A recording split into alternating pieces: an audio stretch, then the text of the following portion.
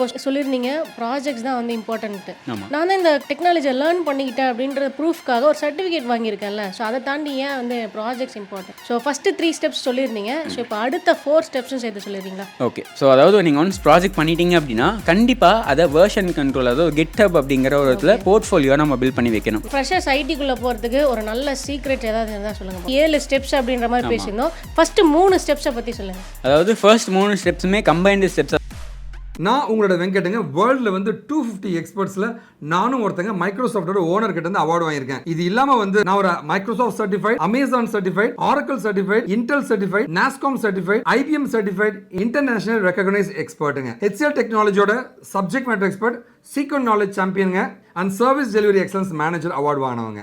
ஐடிக்குள்ள போனவங்களா, career gap இருக்கு, இல்லை நான் ஐடியில் இருக்கீங்கன்னா வந்து எல்லா சென்டருமே பார்த்தீங்கன்னா வந்து வேலை வாங்கி தருவோம், காசு கொடுங்க, இல்லை வேலைக்கு போன பின்னாடி காசு கொடுங்கன்னு சொல்லுவாங்க. கம்பெனியை ஏமாற்றி வேலை வாங்கி தருவேன்னு சொன்னா வந்து கம்பெனியெல்லாம் ஏமாற்ற முடியாதுங்க. அது ஒன்றை ஏமாற்றி காசு பறிக்கிறதுக்காக தான் அந்த மாதிரி பண்ணுவாங்க. அவங்களுக்கு தெரியும் அப்படி ஏமாற்றி போனால் 2-3 மாதம் ஒன்று துரத்தி விட்டுருவாங்கன்ட்டு. தயவு செஞ்சு நேர்மையாக வேலைக்கு போகணும்னு நினைங்க. ஸ்கில்லை உண்மையாகவே டெவலப் பண்ணி விடுறவன் கம்பெனி ஏமாற்றி உங்களுக்கு எங்க வேலை வாங்கி தரணும்? நேர்மையாக போங்க. உங்களுக்கு எந்த கைடன்ஸ்னா நீங்கள் எனக்கு கான்டாக்ட் பண்ணலாங்க.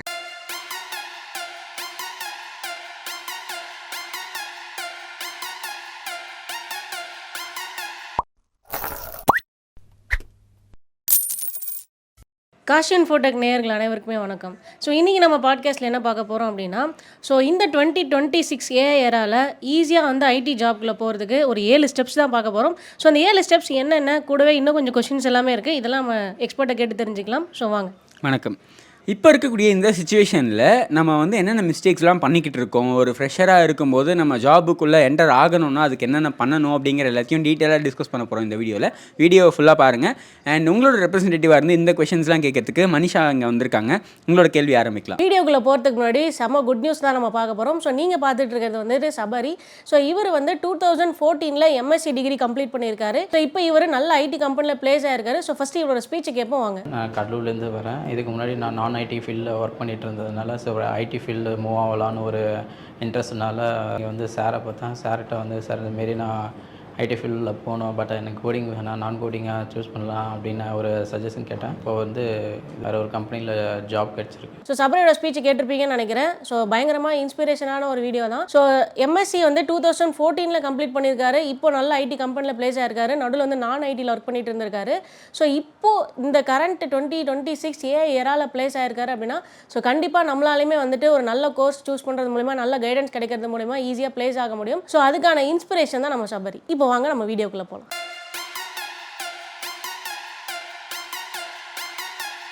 ஸோ ஃபஸ்ட்டு என்னோட கேள்வி என்ன அப்படின்னா, இப்போ ஃப்ரெஷர்ஸ் எல்லாமே வந்து ஐடி ஜாப்ஸ்க்கு ப்ரிப்பேர் ஆகிட்டு இருக்காங்க. ஸோ அவங்க பண்ணக்கூடிய மேஜர் மிஸ்டேக் அப்படின்னா என்ன சொல்லுவீங்க? ஸோ இப்போ இருக்கக்கூடிய ஃப்ரெஷர்ஸ் பண்ணக்கூடிய மிகப்பெரிய மிஸ்டேக்ஸ் என்னென்னா, இவங்களுக்கு எல்லாமே தெரிஞ்சிருக்கணும் அப்படின்னு நினைக்கிறது தான். ஸோ கம்பெனிஸ் எப்போவுமே வந்து இவங்களுக்கு எல்லாமே தெரிஞ்சிருக்கணும். ஐடிக்குள்ளே வந்து ஒரு 10 டெக்னாலஜிக்குனா 10 டெக்னாலஜியும் தெரிஞ்சிருக்கணும்னு நினைக்க மாட்டாங்க.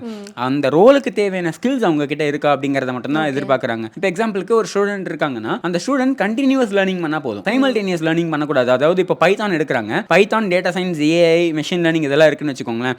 இதில் பைத்தானுக்கு அப்புறம் தான் அவங்க வந்து டேட்டா சயின்ஸ், அதுக்கப்புறம் மெஷின் லேர்னிங், அதுக்கப்புறம் ஏஐ, இந்த இதான் ஸ்டெப்ஸ், இந்த ஆர்டர் தான் அவங்க ஃபாலோ பண்ணணும். ஆனால் நிறைய பேர் என்ன பண்ணிடுவாங்க, எனக்கு பைத்தானும் தெரியணும், மிஷின் லேர்னிங்கும் தெரியணும்ட்டு எல்லாத்தையும் சைமல்டேனியஸாக ஆரம்பிச்சிருவாங்க. ஸோ இந்த மாதிரி பண்ணாங்க அப்படின்னா அவங்களுக்கான அந்த கேப்ஸ் வந்து கிரியேட் ஆகிடும். ஏன்னா பைத்தான் தெரிஞ்சால் தான் இதை நம்ம இம்ப்ளிமெண்ட் பண்ண முடியும். ஸோ அப்போ வந்து அது கேப் கிரியேட் ஆகிடும். அப்போது எல்லாத்தையும் நம்ம சைமல்டேனியஸாக ஆரம்பிக்கக்கூடாது. ஒரு டொமைன் சூஸ் பண்ணிக்கணும். அந்த டொமைனில் வந்து நம்ம நெக்ஸ்ட் ஸ்டெப்ஸை வந்து ஒரு ஸ்டாக் மாதிரி ப்ரிப்பேர் பண்ணிட்டு போகணும். பைத்தானுக்கு அப்புறம் வந்து அதுக்கான லைப்ரரிஸ், அதுக்கப்புறம் டேட்டா சயின்ஸ்க்கான ரூல்ஸ். ஸோ இந்த மாதிரி நம்ம ஃபாலோ பண்ணோம்னா ஈஸியாக இருக்கும். ஸோ இந்த எல்லாத்தையும் சைமல்டேனியஸாக ஆரம்பிக்கிறது தான் மிகப்பெரிய பிரச்சனையாக இருக்கும். ஓகே, லைக் காலேஜில் இருக்க சப்ஜெக்ட்ஸ் மாதிரி டெய்லி ஒன்றா சப்ஜெக்ட்ஸ் மாதிரி இவங்க எல்லா டொமைனும் ஒன்றா படிக்கிறது இல்லை. ஆக்சுவலாக எல்லா டொமைனும் பேரலாக படிக்கிறதுல வந்து எல்லா டொமைனும் சேர்த்து படிக்கிறதுல ஒரு பிரச்சனை இல்லை. அதாவது ஒரே டொமைனில் சேர்ந்ததை நம்ம மல்டிபிள் இதை ஒரே வாட்டி ஆரம்பிக்கக்கூடாது. இப்போ எக்ஸாம்பிளுக்கு நான் பைத்தான் ஆரம்பிக்கிறேன், க்ளவுடை சைமல்டேனியஸாக படிக்கிறேன் அப்படின்னா அது ப்ராப்ளம் வராது. பைத்தானையும் டேட்டா சயின்ஸையும் ஒரே வாட்டி நான் ஆரம்பிக்கிறேன் அப்படிங்கன்னா அப்போ நமக்கு ப்ராப்ளம்ஸ் கிரியேட் ஆகும்.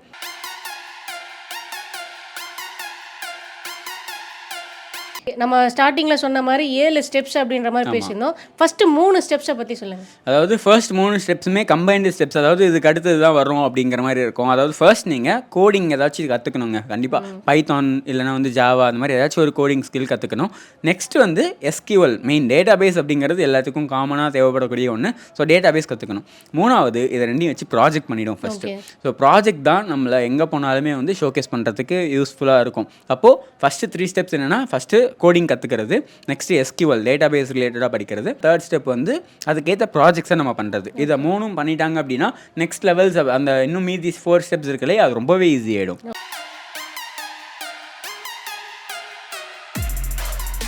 ஓகே. ஸோ இப்போ சொல்லியிருந்தீங்க ப்ராஜெக்ட்ஸ் தான் வந்து இம்பார்ட்டன்ட்டு. ஆமாம். நான் தான் இந்த டெக்னாலஜியை லேர்ன் பண்ணிக்கிட்டேன் அப்படின்ற ப்ரூஃப்காக ஒரு சர்டிஃபிகேட் வாங்கியிருக்கேன்ல. ஸோ அதை தாண்டி ஏன் வந்து ப்ராஜெக்ட்ஸ் இம்பார்ட்டன்ட்? இப்போது நீங்கள் ரெஸ்யூம்ஸ் எல்லாம் பில்ட் பண்ணுறீங்க. அந்த ரெஸ்யூமில் தான் எப்படி இருந்தாலும் அந்த சர்டிஃபிகேஷன்லாம் முடித்தேன் அப்படின்ற மாதிரி போட்டிருப்பீங்க. அந்த சர்டிஃபிகேட்ஸ் எல்லாத்தையும் ஸ்கேன் பண்ணுற மிஷின் ஒரு 6 to 7 செகண்ட்ஸ் தான் அதை ஸ்கேனே பண்ணும். ஓகே. மொத்த ரெஸ்யூமே வந்து ஒரு 200 ரெஸ்யூம் வருதுன்னா எல்லாத்தையுமே அவ்வளோதான் டைம் எடுத்துக்கணும்னு வச்சுக்கோங்களேன். அந்த டைமில் நீங்கள் என்ன கற்றுக்கிட்டீங்க அப்படிங்கிறத வேணால் அந்த சர்டிஃபிகேட் ஷோ பண்ணலாம். பட் நீங்கள் என்ன பில்ட் பண்ண முடியும் அப்படிங்கிறத உங்களோட ப்ராஜெக்ட்ஸ் தான் ஷோ பண்ணும். இப்போ எக்ஸாம்பிளுக்கு 2 ஸ்டூடெண்ட்ஸ் இருக்காங்க. ஒரு ஸ்டூடெண்ட் நான் வந்து பைத்தான் ஜாவா .NET 3 படிச்சிருக்கேன் அப்படின்னு சர்டிஃபிகேட் ஷோ பண்ணுறாங்க. இன்னொரு ஸ்டூடெண்ட் பைத்தான் மட்டும் தான் படிச்சிருக்கேன், அதில் வந்து நான் இந்த ப்ராஜெக்ட்டை பண்ணியிருக்கேன், அதை டிப்ளாய் பண்ணியிருக்கேன் இப்படின்னு சொல்கிறாங்கன்னா இந்த 2 பேரில் யாரை ஒரு ரெக்ரூட்டர் எடுப்பாங்க அப்படின்னு நினைக்கிறீங்க? ரெண்டாவதாக நான் சொன்ன ஒரு பர்சனை தான். அப்போது நம்ம என்ன பண்ணியிருக்கோம், ஒரு டெக்னாலஜி தெரியணும், அதை வச்சு நம்மளால் என்ன பில்ட் பண்ண முடியும் அப்படிங்கிறத நம்ம ஷோகேஸ் பண்ணி தான் ஆகணும். அப்படி ஷோகேஸ் பண்ணுறவங்களுக்கு தான் இங்கே ஒரு பெரிய அட்வான்டேஜ் இருக்குது, வெறும் சர்டிஃபிகேஷன்ஸ் வச்சுட்டு இன்டர்வியூ அட்டென்ட் பண்ண போகிறவங்கள விட.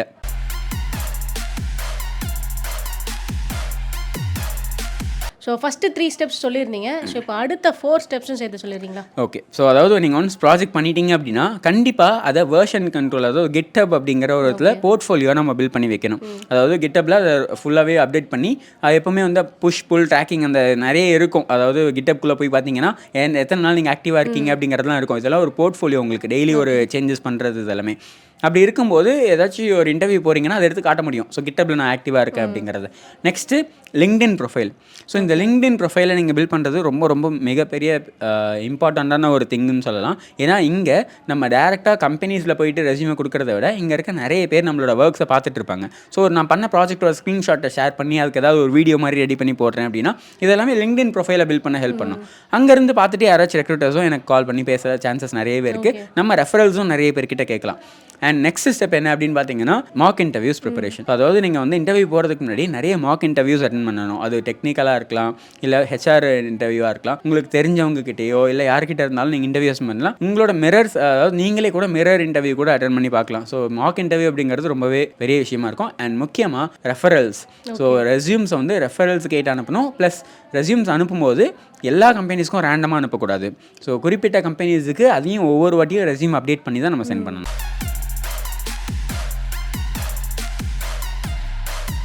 ஃபைனலாக ஃப்ரெஷர்ஸ் ஐடிக்குள்ளே போகிறதுக்கு ஒரு நல்ல சீக்ரெட் ஏதாவது இருந்தால் சொல்லுங்கள் பாப்போம். ஸோ இப்போது நீங்கள் வந்து ஒரு ஐடிக்குள்ளே போகணும் அப்படின்னு நினச்சிட்டீங்க அப்படின்னா நான் 100% ரெடியானால் தான் ஐடிக்குள்ளே போவேன் அப்படிங்கிற ஒரு தாட் இருந்துச்சுன்னா இப்போவே அதை மாற்றிக்கோங்க. ஏன்னா நீங்கள் ஒரு 50% கிராஸ் பண்ணும்போதே ஐடி கம்பெனிஸ்க்கு அப்ளை பண்ண ஆரம்பிச்சிருங்க. அந்த இன்டர்வியூஸ் எப்படி இருக்குது அப்படிங்கிறத ஃபேஸ் பண்ணுங்கள். அந்த இன்டர்வியூஸில் என்னென்ன கொஷின்ஸ் கேட்குறாங்க, அதுக்கேற்ற மாதிரி நம்ம நெக்ஸ்ட்டு ப்ரிப்பேர் பண்ணலாம் அப்படிங்கிற ஐடியாஸ் கிடைக்கும். ஸோ இது வந்து இந்த ரிஜெக்ஷன்ஸ் அப்படிங்கிறது உங்களை மோல்ட் பண்ண ட்ரை பண்ணுமே தவிர உங்களை வந்து மொத்தமாக ஸ்டாப் பண்ணி விட்டுறாது. ஸோ அந்த ரிஜெக்ஷன்ஸை ஃபேஸ் பண்ணுங்கள். அதுக்குள்ளே போகும்போது உங்களுக்கு நெக்ஸ்ட் என்ன பண்ணணுன்ற ஐடியாஸ் கிடைக்கும். அதை வச்சு அடுத்தடுத்த ஸ்டெப்பை டெவலப் பண்ணிக்க ட்ரை பண்ணுங்கள். எப்போவுமே 100% கம்ப்ளீட் ஆனதுக்கப்புறம் தான் நான் ஃபர்ஸ்ட் இன்டர்வியூ அட்டென்ட் பண்ணுவேன் அப்படிங்கிற மைண்ட் செட்டில் மட்டும் இருந்துடாதீங்க.